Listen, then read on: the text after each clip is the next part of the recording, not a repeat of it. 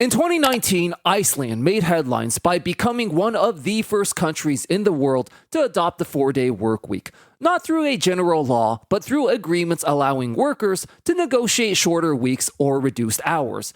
5 years on, the results are indisputable.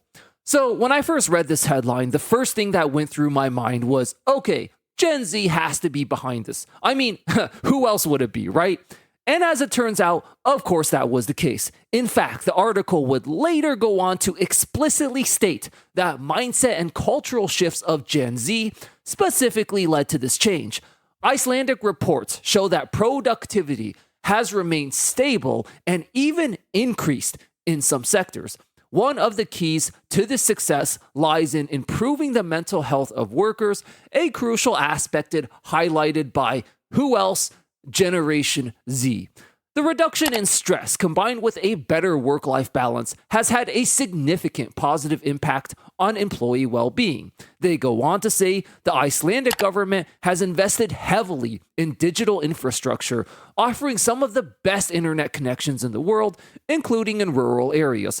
This robust infrastructure has made it possible to support teleworking and maintain productivity despite the reduction in office hours, according to LDRO. What's more, Gen Z, having grown up in a digital environment, has adapted naturally to this new way of working, facilitating a smooth transition to the 4-day week.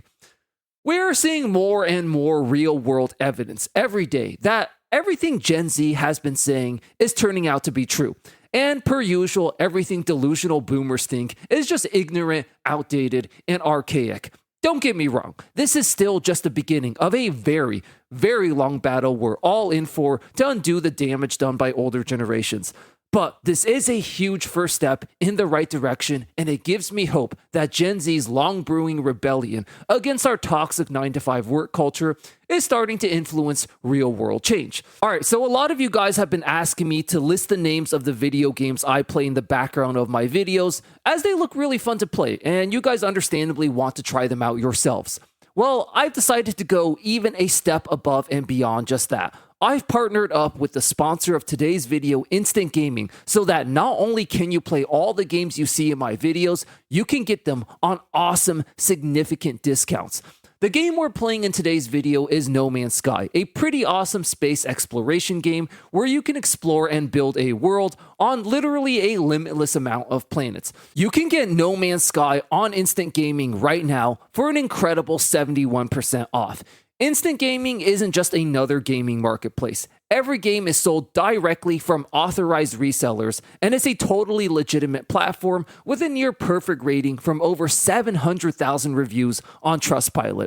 So if you want to try out No Man's Sky or the countless other hot trending games they have on huge discounts, including the early Game of the Year contender that everyone's been talking about, I'm talking about Claire Obscure Expedition 33, of course, click on the link in the description and the pinned comment. Along with getting a great game on a huge discount, you'll be doing me a huge favor in helping to support the channel. So, big thanks to all of you out there, and a huge shout out to Instant Gaming for helping sponsor this video. The Icelandic experiment began in 2015 with a pilot phase involving only about 2,500 employees, or just over 1% of the country's working population. Following the resounding success of this initiative, with 86% of the employees involved expressing their support, the project was made official in 2019. Today, almost 90% of Icelandic workers benefit from a reduced working week of 36 hours compared to the 40 hours previously, with no loss of pay. Initial concerns about the 4-day week were widespread, both in Iceland and everywhere else in the world. There were fears about a drop in productivity, increased costs for businesses, and difficulties in adapting to maintain service levels. However, the Icelandic experience has swept these fears under the carpet.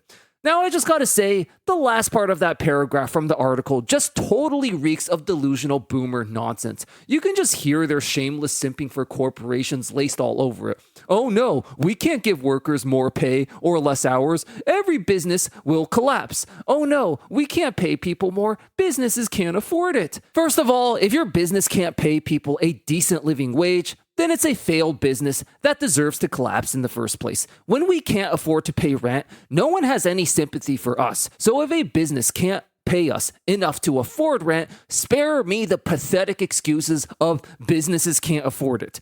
The cost of labor is a necessary business expense that they themselves signed up for. If they can't pay for it, if their business model revolves around exploiting people for terrible low wages, they absolutely deserve to collapse and fail.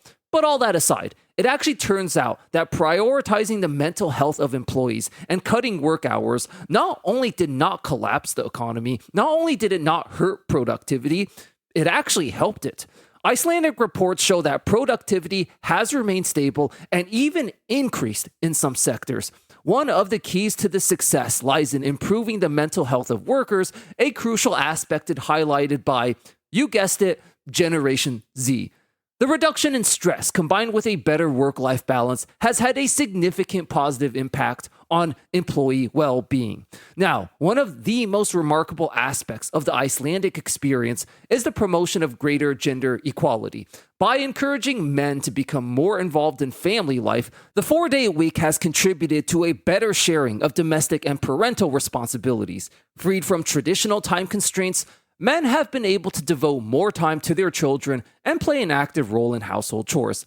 Unlike some countries, such as Belgium, where the 4-day week means that hours not worked are compensated for by longer working days, Iceland is keeping salaries and working conditions unchanged, despite the reduction in working hours. This approach has been made possible in part by a proactive policy of digitizing businesses and public services. Now, there's not really much of a surprise here to any of us who actually have common sense, and it goes to show just how much of an outdated scam the idea of work based on a set amount of hours is.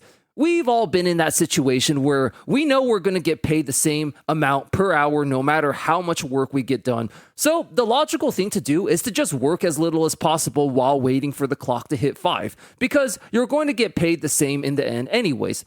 The grand irony in all of this is that the 9 to 5 was originally meant to be a strict standard for ensuring productivity, but it's actually led to the exact opposite of that.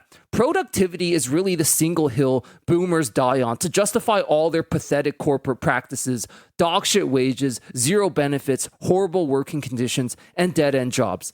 But as it turns out, it doesn't even help productivity in the end. Wow, it turns out that treating your employees like total crap doesn't motivate them to put forth their best effort. Yeah, shocker, I know. The article concludes by saying Iceland's experience shows that the 4-day week is not only viable, but can also bring significant benefits for both workers and society as a whole. By putting the well-being of individuals at the heart of its priorities, Iceland has created a more humane and sustainable working model, which could inspire other countries to follow its example. By championing this cause, Generation Z has helped to pave the way for a future where work adapts to people's needs rather than the other way around. Iceland's success proves that their predictions were far from utopian, and that a profound change in our relationship with work is not only possible, but desirable. If there's any lesson I want you to take away from this video, it's this. Older generations love to gaslight you and turn their arrogant noses up at you with this condescending, narcissistic, oh, you kids are just young and naive, you don't understand how the real world works yet, attitude. But here's the thing. The real world isn't some absolute law of the universe that's set in stone forever. The real world isn't what they think it is either. When they talk about the real world, what they really mean is their outdated, ignorant, and archaic perception of what they think it is. They think the real world is still the 1960s economy they grew up in that doesn't exist anymore and will never come back. They love to try and burn Gen Z by saying, Gen Z doesn't even know what gender they are, yet boomers literally don't even know what year it is. The real world is constantly changing. The real world we live in today in 2025 is obviously very different from what the world was in 1960, 1500, or 4000 BC. And the real world changes and progresses into a better one when younger generations take charge, just like we did in Iceland, and say, no, fuck the bullshit, horrible, old real world you created. We're going to create a newer, better real world for ourselves and for future generations. There's no such absolute set in stone definition of the real world. The real world is just whatever you create it to be. And based on these early results in Iceland, I'm starting to have just a bit of hope that the real world Gen Z is creating is going to be a hell of a lot better for all of us. Speaking of the real world, this might surprise you, but did you know Gen Z might actually be saving the world by being unemployed? This is because unemployed people don't have to drive to work, don't consume nearly as much, and have a far lesser carbon footprint on the planet than those who work. We go more in depth on this in this video right here. Check it out. I'll see you there. Thanks for watching.